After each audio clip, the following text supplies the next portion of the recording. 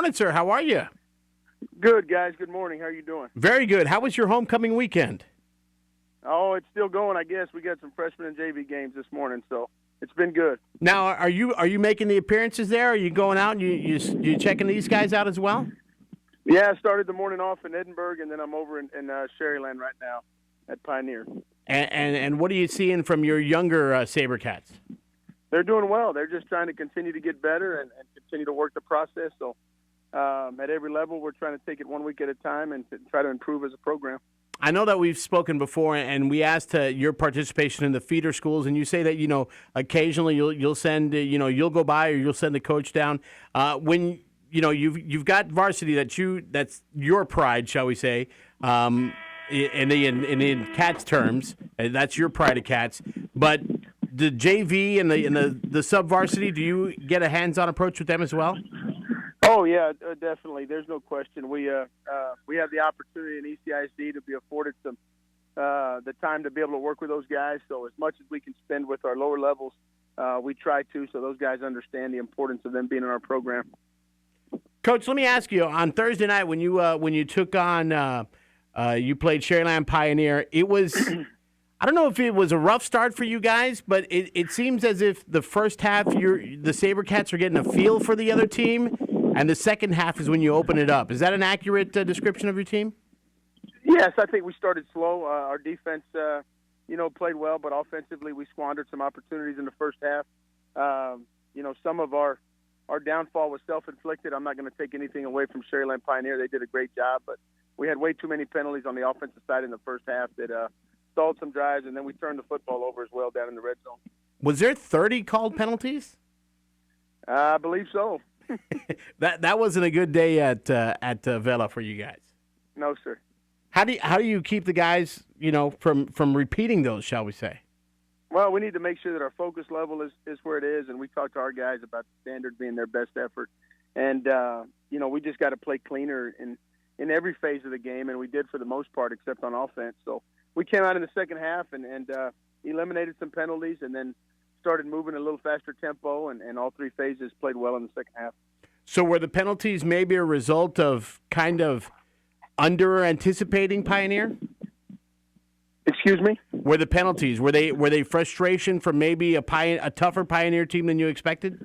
No, we had some false starts on offense, and we had some holding penalties that started some drives first and 20, and then an offsides after that. So now we're looking at 2nd and 25 or 1st and 25. So some of those situations, it's just hard to convert 2nd and 25. Gotcha.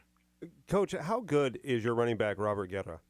I mean, because he's very shifty. I mean, he looks like he'd be shifty, but then he can actually, he can go chest to chest with anybody and knock him over. Yeah, one of Robert's best qualities is just his toughness. He's really for a kid that weighs just over or just right at 150 pounds, he's really a tough kid. So the next best attribute he's got is he's got great vision as a running back. So he understands the concept of getting downhill and getting some positive yards. So Robert's done a good job for us, and he just got to continue to stay focused and keep getting better. He's just a junior. He's just a junior, so you've got him for another year in the program. Yes, sir. What do you do to bulk him up a little bit? I mean, if you want him to hang out with me, I can add some pounds to him if you like. I got a couple coaches that can put some weight on him, too. Okay. Whoa, but, hey. No, Robert, well, they eat a lot.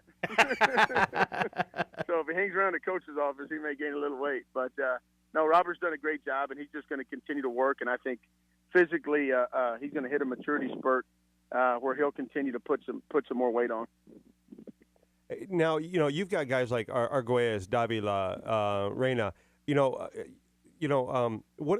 How do you guys spread the wealth? Because you've got a lot of weapons. You've got you got a lot of players, but they seem to all make plays. But you have a very rich receiving core. You're very deep there. Yes, and really the thing about those guys is they're selfless.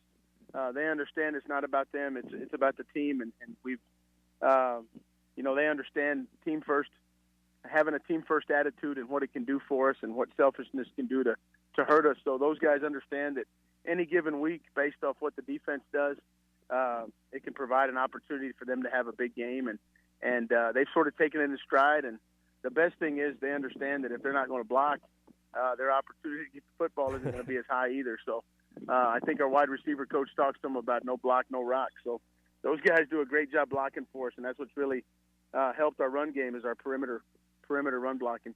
And with an experienced quarterback like Fabian Pedraza, tell me what he brings to the table with this, group of receivers. I think Fabian, it was a challenge because he came in from obviously a different system. So he's transitioned really well.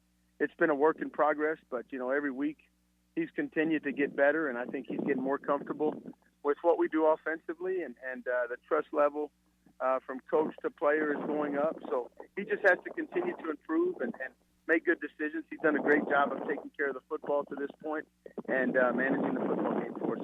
But that's a lot of muscle memory, though, because he was in your program 2 years ago, and then he left for a while, but now he's back. So, the program, would it change that much over that time span? No, I think he was his freshman year. The fall of his freshman year was the last time he was with us. So, okay, really just after the fall of his freshman year. So, it was about it's going on 3 years now. So, anytime you're out of it and you don't perform those things, it's a little bit different. But I think just offensively, from McAllen Memorial to us, it's just a little bit different. But he's done a great job, adjusting and getting us to get some victories. Now, Coach, last night, Vet's quarterback went down. Gilpin's son comes in. What do you guys have to do now to because that's your last game of the year? I know you're not looking at that, that far ahead, but as the time comes, do you start preparing for his son or for the new or for the previous starter? I think for us, I think it's a little different because we still have really 4 weeks. We have 3 more games and an open week before we play those guys. So we'll see what happens. I don't really know the details on Diego. I think it was an ankle to this point, but we'll take it as they come, and as we get closer to it, we'll see where they're at and how healthy they are, or who's playing quarterback at that point. Who's up next for you, Coach? We have Valley View. We go to Valley View on Friday. Oh, and they've been playing really well as far as their defense. Yeah, they've been playing extremely well on defense. They've held a lot of people. They played Pioneer to a 6-4 ball game. They have Rio tonight, so it'll be interesting to see how those guys do. But Coach Sines has done a great job with the defense, and overall with the ball club to go over there. And I know they're scared. Their record doesn't indicate it, but if you go based off scores, they've improved tremendously from a year ago. Coach, when you played, you were a linebacker, weren't you? I was quarterback. I was a quarterback in high school and a safety in college. Okay, I knew there was some defense on you. So, what side of the ball do you prefer? Well, unfortunately, I've done both. I was a defensive coordinator for a while, and then here now I run our offense and have more hand in the offense at Vela. So it's safe to say that you're more of an offensive-minded guy getting back to the roots. Yeah, really. I've coached more defense than I've coached offense in my life. All right. Well, good luck next week against Valley View, Coach, and the scouting of the teams. We appreciate you giving us a little insight on the freshmen and the JV as well. No problem. Thank you, guys. Y'all have a good weekend. You too. That's Coach Michael Salinas of the Edinburgh Vela Sabercats joining us here in the Huddle on Fox Sports Radio 1700 and 956sports.com. For some reason, I thought he was a linebacker when he was in high school, but he was a quarterback that switched over to safety in college. And I actually didn't know the safety part. I thought he was a quarterback in college. Because, we've had some quarterbacks from the Valley, go to Kingsville and play, Abel. Right. Abel. So Joseph Vela, who's from Rio Hondo, he went there, but he wound up converting to a slot receiver. Menchaca, I think. Joe Menchaca was one of those guys back in the day. He was I think he went to Baylor and then there. Yeah. Something like that. So they've had their good runs. He used to be my neighbor. Really? Yeah. Interesting.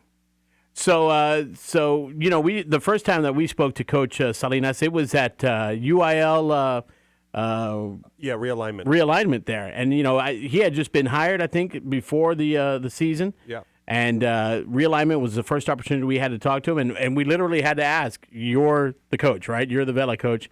And he came over, was great, frank with us, and said, "Hey, listen, we're a young team. This is a program that What amazes me is back in the day, when Vela's first year, they jumped straight into the varsity schedule. Yeah. Edinburgh didn't do like a lot of schools like Donna North. They played a JV schedule for football, right. varsity for everything else. Right.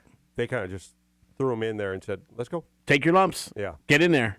Does that pay off? Are we looking at the payoff right now? Well, they've got a lot of talent, so it helps. It's not like they are. They didn't rezone it like Waters Lincoln. Just they don't get the cream of the crop all the time. So it just kind of all depends. Like Brownsville Vets is a very good team. They're zoned a little bit differently over there in Brownsville. So I guess it's all about the way your district's zoned. So it helps. Because Well, I don't